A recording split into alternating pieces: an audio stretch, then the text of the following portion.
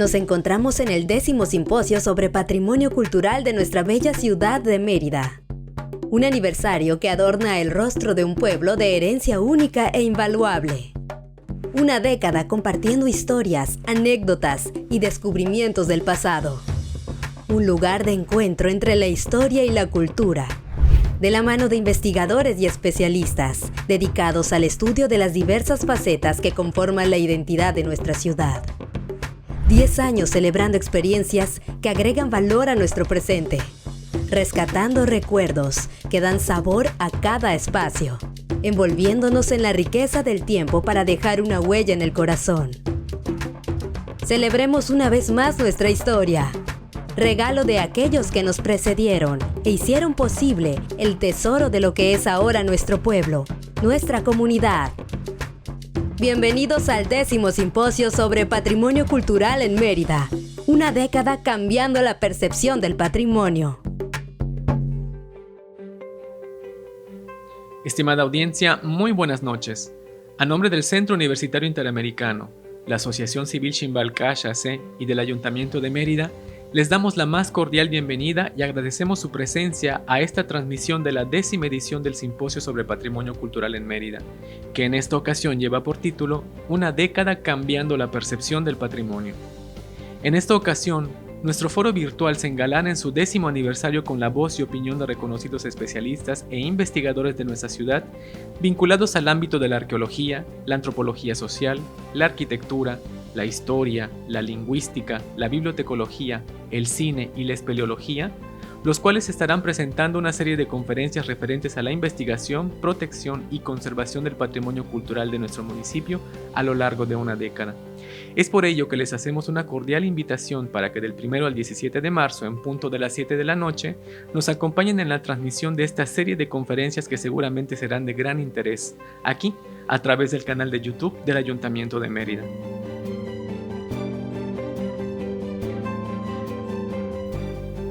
En esta sesión contaremos con la presencia del maestro Carlos Sevilla Cervantes. Él es licenciado y maestro en Ciencias Antropológicas por la Universidad Autónoma de Yucatán, institución en la que durante más de 40 años se desempeñó como docente e investigador, impartiendo las asignaturas de Estadística, Antropología en Cavernas, Antropología Simbólica y Análisis Mitológico. Como antropólogo social, ha realizado numerosas publicaciones, ponencias y conferencias con el tema de los mitos, las cavernas y el turismo. Es columnista semanal de la sección El Poder de la Pluma del diario Novedades de Yucatán, en donde ha publicado diversos artículos periodísticos. Desde mayo de 2018 pertenece a la Asociación de Cronistas Historiadores de Yucatán AC. Como practicante de espeleología, a nivel nacional e internacional, ha realizado 791 expediciones para explorar 322 grutas, manteniéndose en la actividad hasta el presente. Es socio fundador del grupo espeleológico AJAU, asociación que estudia las cuevas y cenotes de la península de Yucatán desde 1997, recibiendo en 2013 el reconocimiento de la Unión Mexicana de Agrupaciones Espeleológicas por su trayectoria y contribución en la formación de muchos jóvenes que se dedican al estudio de las cavidades subterráneas. En esta ocasión lo recibiremos con la ponencia El Patrimonio en Cuevas y Cenotes de Mérida. Bienvenido.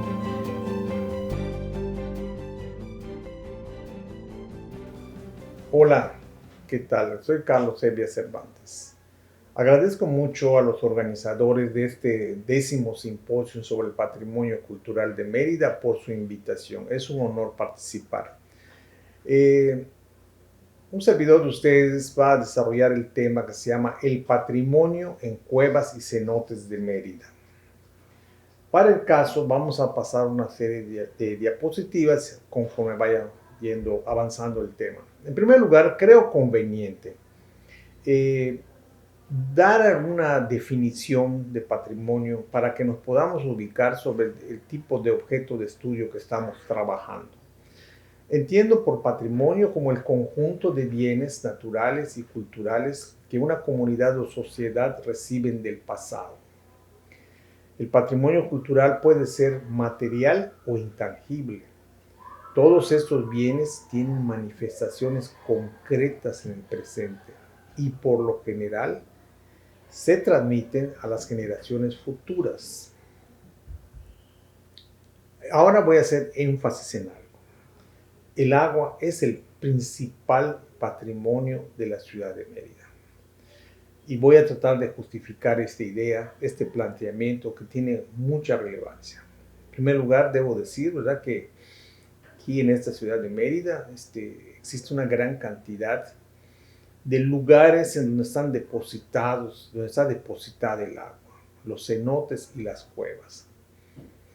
Digo cenotes y cuevas, ¿verdad?, porque muchas veces se asocia la presencia del agua con el cenote, pero también en las cuevas hay cuerpos de agua que están ahí depositados, que en realidad se llaman lagos subterráneos, no se llama, o sea, cenote es el nombre que nosotros le damos en Yucatán, pero en muchos lugares pues tienen otros nombres. Por ejemplo, el cenote del Animaya, que está ahí presente, casi abierto, el Sonot Ich de Kuxtal, que está precisamente dentro de una cueva, y el cenote de Mitza, que está totalmente abierto. Entonces, repito, ¿verdad?, el agua se va a estar contenida en estos cenotes y cuevas. Ahora vamos a pasar a un tema que es de mucha importancia para esto que estamos hablando. Las representaciones universales del agua. En todas las culturas se ha hecho una representación simbólica del agua. No es algo que, digamos, que haya faltado o escasez. No, en todas las culturas se va a representar el agua y por lo general se utiliza a la fauna que vive o que está asociada al agua. En este caso están las tortugas, pueden ser también el objeto de representación o la imagen, el cocodrilo, los peces, por supuesto, que viven plenamente en el agua, los sapos y las serpientes. Estas serpientes es donde nosotros vamos a hacer énfasis en la presentación. Ahora debemos hacer una precisión. Estos símbolos serpentinos que hay en todas estas sociedades van a formar unas constelaciones a las cuales les vamos a llamar mitos, ¿sí? Se van a presentar los mitos, van a aparecer los mitos en distintas partes del mundo, en casi todas partes del mundo. Por ejemplo, en Cuba está la Madre de Aguas, que se dice que vive en estos cuerpos de agua precisamente, que dicho sea de paso, a los cenotes en Cuba se le llama cacimba, ¿verdad? Entonces ahí está esta Madre de Aguas que se le aparece a los hombres. Si nos vamos a otras latitudes, vamos a ver que en China también está una serpiente mitológica llamada Nugua. Y se dice que esta serpiente es la que dio lugar a las civilizaciones de las distintas comunidades ahí en China. Ahora les cito el caso de Pitón en Grecia. Pitón es un personaje muy famoso en todo el mundo precisamente porque uno de sus encargos era eliminar a Apolo, pero Apolo elimina a Pitón, aunque esas muertes de la serpiente Pitón son meramente circunstanciales porque de pronto se vuelve a aparecer. La serpiente es inmortal. También está el caso de Chaucerón en Estados Unidos. Este es un caso muy interesante porque la serpiente que vive en el lago Champlain, ¿verdad?, era parte de las tradiciones de los iroqueses. Entonces, cuando llega a la población anglosajona, que como todos nosotros sabemos, prácticamente acabaron con la población indígena y con los que no acabaron se los llevaron a las reservaciones. Entonces, pero este mito de Chaucerón pasa a la población anglosajona, pasa completamente. Resulta que ahora los que cuentan el mito no son los iroqueses, sino es la población anglosajona. Entonces se hizo un trabajo por ahí en los años 60, un trabajo periodístico que se recogen una cantidad enorme de avistamientos, pero sabemos que es el mito de esta serpiente Chaucerón, y todos los que dan el testimonio son parte de la población anglosajona, no parte de los iroqueses. En este sentido, voy a hacer una digresión, ¿verdad? Porque a veces se dice que el mito hay que estudiarlo en el idioma original, pero eso dijo Claude Lévi-Strauss que no es posible ni no es necesariamente cierto, aunque sea muy útil, ¿no? ¿Por qué? Porque tenemos en este caso de la Chaucerón que pasa de una cultura a otra. Entonces dice Claude Lévi-Strauss que el mito se comprime, pasa la membrana cultural y luego se expande de nuevo con los mismos símbolos, ¿verdad? Entonces, por eso este es un asunto metodológico muy importante para estudiar los mitos. Bueno, ahora nos vamos a Sudamérica y vamos a ver que la serpiente Bachúe tuvo también mucha importancia entre los chipchas de Colombia. Se dice que la serpiente Bachúe sacó a un niño que se volvió grande rápidamente y con ese niño fue teniendo hijos. Conforme iba avanzando en todo el territorio chipcha, iba teniendo más hijos y así se pobló el mundo. Para que vean ustedes qué importancia tiene este mito. Y por último, como ejemplo, el último ejemplo sería la serpiente arcoíris, que está en Australia y que tiene una enorme presencia en todos los grupos que ahí viven. Incluso la serpiente arcoíris está representada en las cuevas. Bueno, ahora bien, vamos a mirar nuestra área en Mesoamérica, ¿verdad? ¿Qué tenemos? ¿Cómo se manifiesta la serpiente? Pues yo creo que todo el mundo sabe, muy conocido el caso del mito del Quetzalcóatl, que está entre los pueblos que ocuparon el centro del país, Quetzalcóatl, o la serpiente emplumada. Aquí vale la pena explicar lo siguiente.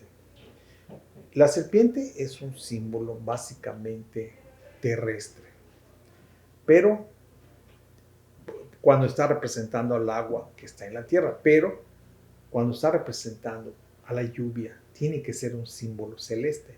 Y es por eso que las distintas culturas le ponen alas o le ponen plumas. Por eso es que se vuelve la serpiente emplumada, porque las serpientes no tienen plumas ni alas.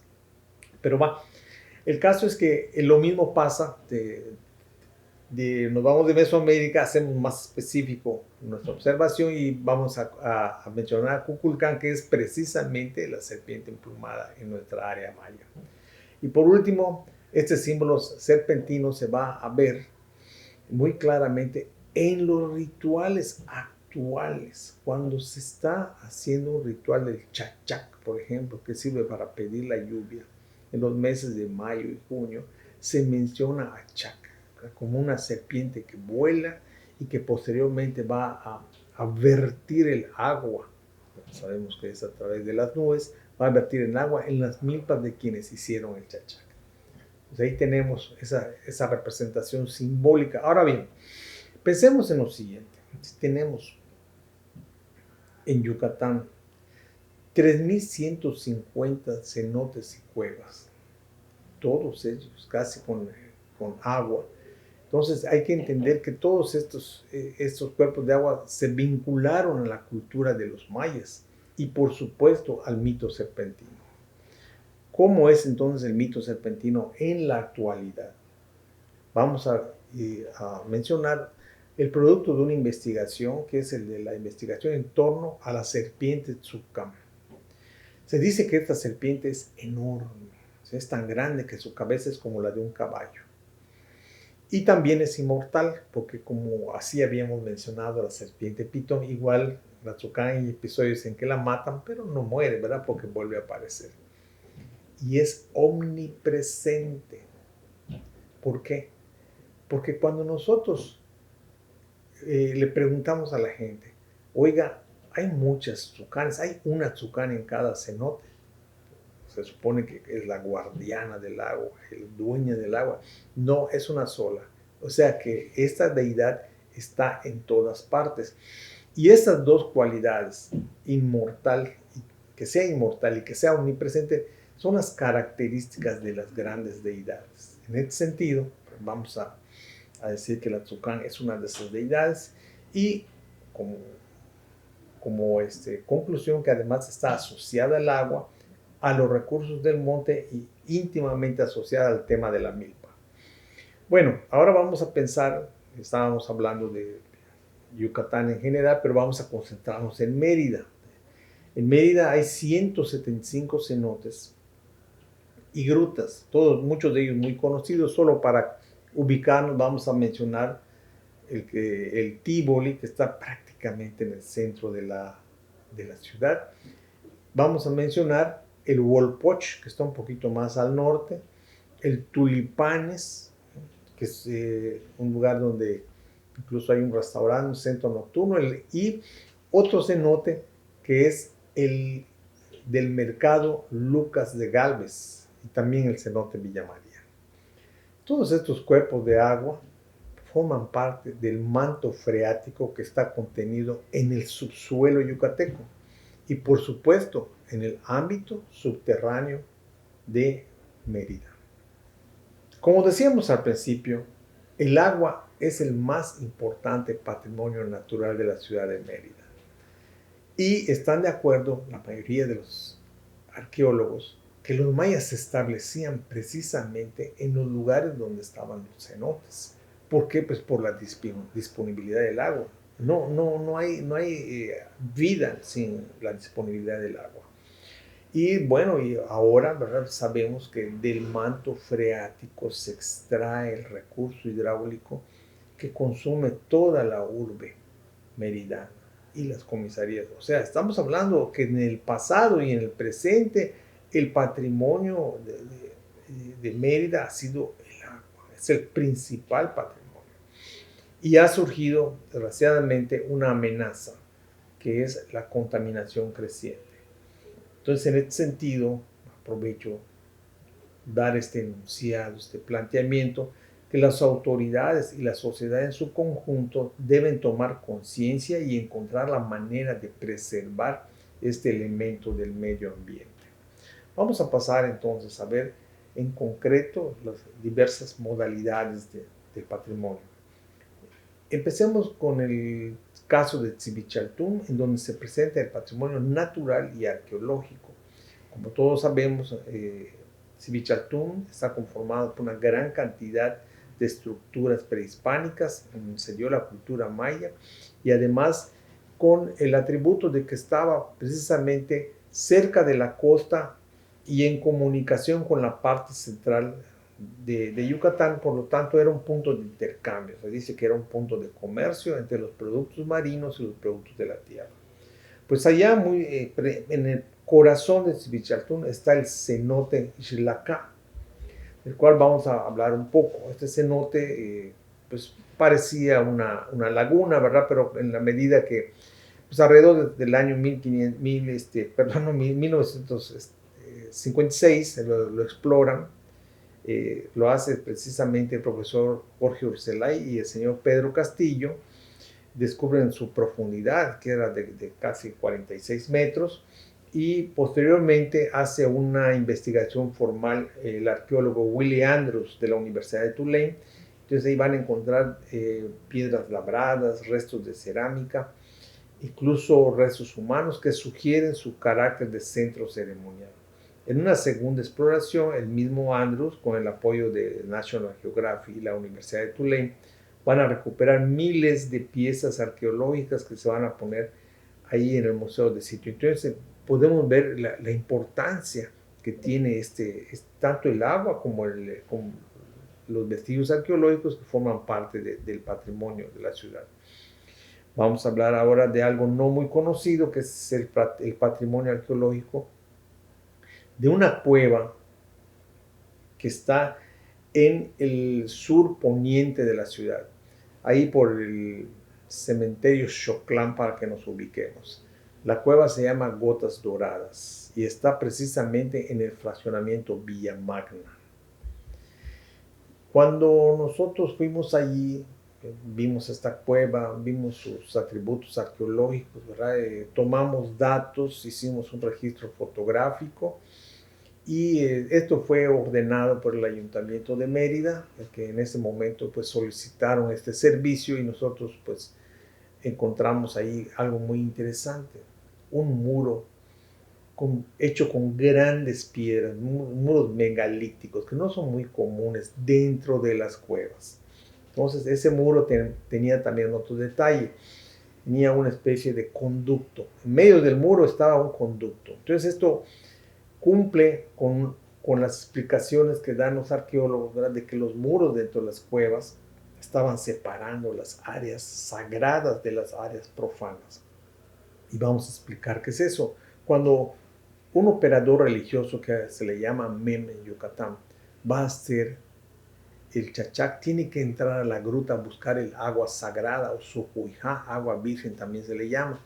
Entonces ahí solo va a entrar el operador religioso.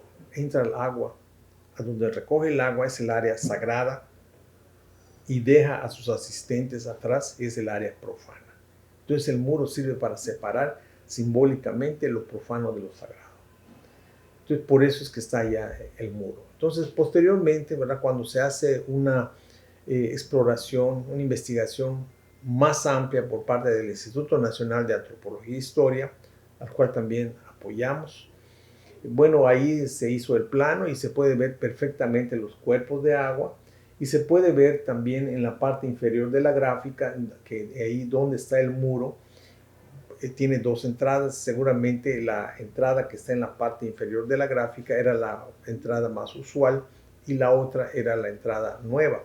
También hay que decir, pues, que no solo hay ese patrimonio arqueológico ahí, sino también el hecho de que existan los cuerpos de agua. Nosotros cuando estuvimos ahí encontramos una gran cantidad de huellas de pequeños mamíferos e incluso de aves. O sea que el cuerpo de agua de ese lugar estaba hasta cierto punto sosteniendo la fauna del entorno.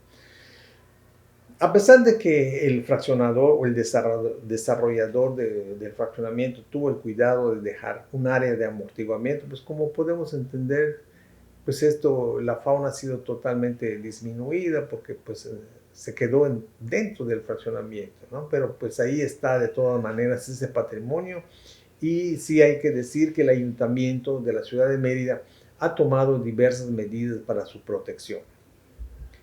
Bien, ahora vamos a ver el cenote Cambul que está en la comunidad de Nocac. Este cenote era muy utilizado como parte de la recreación de la comunidad de Nocac. O sea, la gente iba allá a bañarse, ¿verdad? Como nosotros, como se dice en Yucatán, el baño de cenote.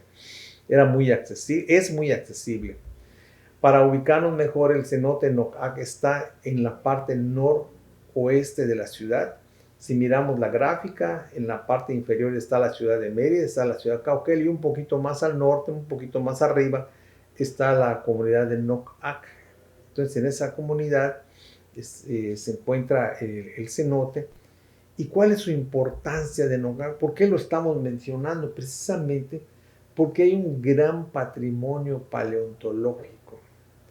Cuando empezaron a ir los buzos a buscar, digamos, a hacer su labor, ¿verdad? De encontrar nuevas rutas, de explorar las paredes y todo, encontraron restos fósiles de tiburones y manatís con una antigüedad de 13 millones de años de antigüedad. Pues digamos que ese tiburón es el famoso megalodón, ahí se encontró. Entonces vean ustedes la riqueza que hay en estas cuevas y estos cenotes. Ya estamos hablando de lo paleontológico, no solo de lo arqueológico y de lo natural.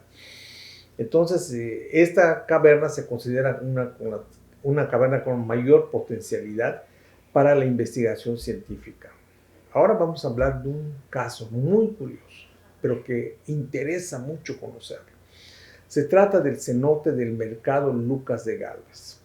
Quizá muchos de nosotros no imaginemos que debajo de ese mercado hay un cenote, pero vamos a decir qué fue lo que pasó con el cenote. El primer reporte lo vamos a tener por un visitante europeo, Federico Waldeck, que hace la descripción del convento de San Francisco. Esto, pues nosotros nos enteramos, ¿verdad? Gracias a la obra de Josep Ligorret, que es el que reporta este trabajo de Waldeck. Entonces ahí se señala que en el sitio había un pozo y que conduce a otras cavidades. Bueno, el caso es que se reporta por primera vez el pozo en el área del convento de San Francisco, que posteriormente sería la ciudadela de San Benito. En 1998, el arquitecto Raúl Alcalá hace un trabajo y menciona una fuente en la que dice que en 1650 el agua del convento, el agua que servía para el consumo del convento, se extraía de ese pozo. Entonces tenemos algo que va apareciendo en la historia frecuentemente, y que a ese pozo le pusieron una noria para poder utilizarlo con mayor seguridad. Una noria que es donde se saca un mecanismo para sacar el agua, y encima había como una bóveda grande de mampostería, una construcción, por decirlo así. En torno a este cenote del mercado de Lucas de Gálvez, hay que decir que a mediados del siglo XX, un señor Paulino Novello Erosa publica una noticia en que se manifiesta que se va a destruir la noria de este mercado, de la explanada de la ciudadela de San Benito. Entonces, y dice que muchas personas fueron a ver tal destrucción. Posteriormente, el cenote es reportado en el 2004 por Antonio Novello Medina y se refiere a la cavidad como la noria del castillo de San Benito. Entonces, veamos cómo este cenote se sigue manifestando a través de las noticias que nos dan los distintos reportes. Entonces, en este caso, Antonio Novello es el quien nos da una gráfica, es la que estamos viendo en este momento, y se exhibe esta foto y nos permite entender cómo era esa noria y su cubierta. ¿Qué pasa? O sea, pasan los años, se destruye la noria, se destruye la estructura superior, o sea, lo que lo cubría. Entendemos que la modernidad de la ciudad hace que destruyan todo y avance el mercado y hacen una parte del mercado que hoy día se conoce como el callejón de los chicharroneros.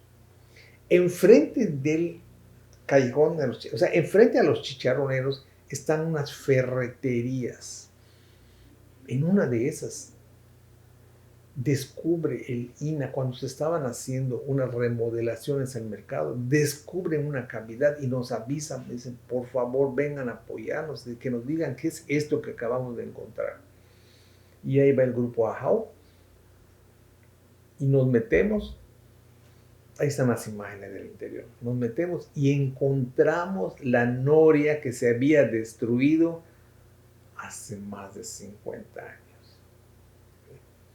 Y vean ustedes cómo están las paredes del cenote, habían sido revestidas con elementos de estructuras prehispánicas. Entonces estamos encontrando los secretos del cenote del mercado Lucas de Gálvez. Y como tenemos al personal adecuado, bueno, pues se hizo ahí las gráficas, esta es la planta, ¿verdad? Vean ustedes, de los cuadros que se observan ahí, los que están en los extremos, en los vértices extremos, son dos cuadrados. Quiere decir que ahí no había plata, porque pusieron una plataforma, ahí nos paramos nosotros. Constatamos que no era un depósito de aguas negras, porque se puede pensar que si está debajo del mercado pues son aguas negras, pero no, el agua estaba clara, no apestaba, no estaba podrida. Entonces nosotros llevamos un aparato especial y metimos una vara de 2,5 metros y no encontramos fondo. O sea que el cenote es profundo. Entonces estamos viendo la planta y del otro lado estamos viendo el corte. Vean ustedes, se hizo el dibujo de las paredes, de cómo fueron construidos con mucho cuidado para poder darle el uso que ya hemos señalado a través de las diversas fuentes históricas.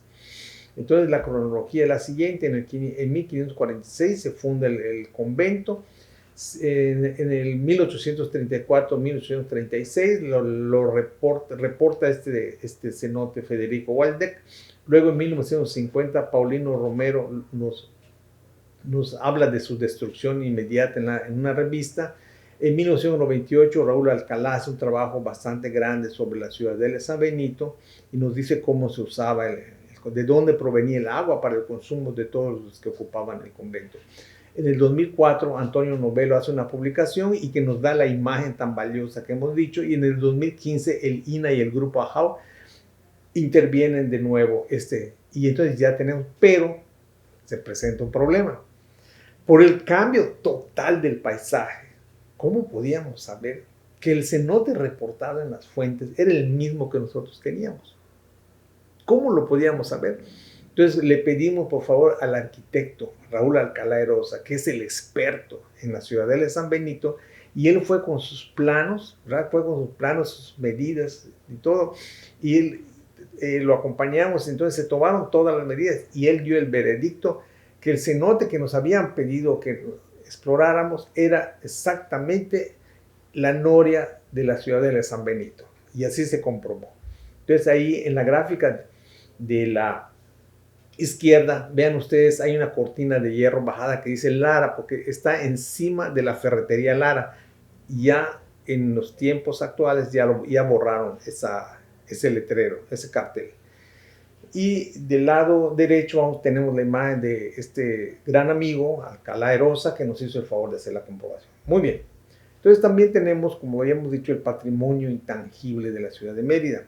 Ya habíamos hablado del mito serpentino, que está asociado a las cuevas de cenotes. Entonces cuando nosotros vamos en nuestras continuas exploraciones, en este caso con alumnos y profesores de la Facultad de Ciencias Antropológicas, nos vamos a Zununcam, nos vamos a una gruta.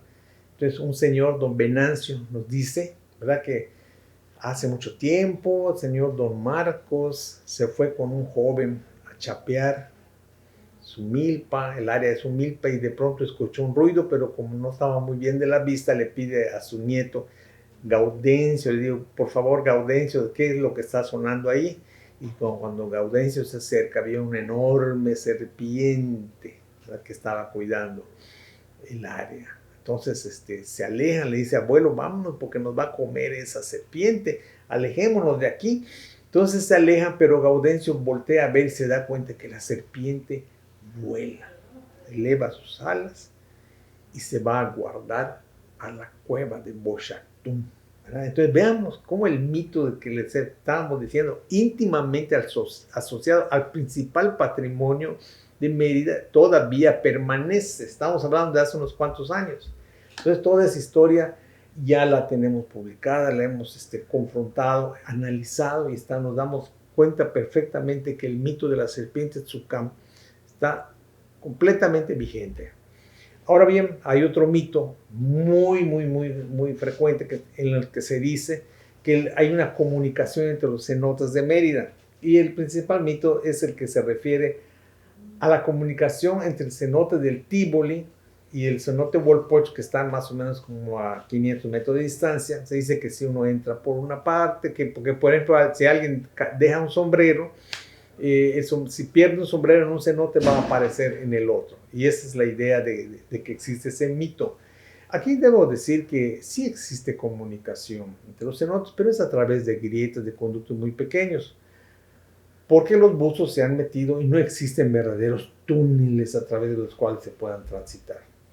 Ahora sí, hay túneles secos, ya no son de cenotes, y hay un mito sumamente famoso que ha causado polémicas en la prensa. Es el mito en donde se dice que de la iglesia de monjas hay un conducto que va hacia la catedral, y que ese conducto fue hecho para que las monjas no salieran al exterior, estuvieran siempre guardadas. Incluso se dice que ese mismo túnel avanza hacia el convento de San Francisco, o sea, hacia la ciudadela de San Benito, ya muchas veces mencionada en este momento, ¿no?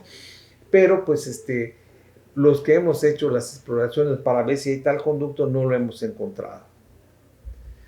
Y hay un mito muy extremo. Los habitantes de Mérida no lo saben, pero los habitantes de Maní dicen que en la puerta del convento de San Miguel Arcángel, en Maní, hay un hueco.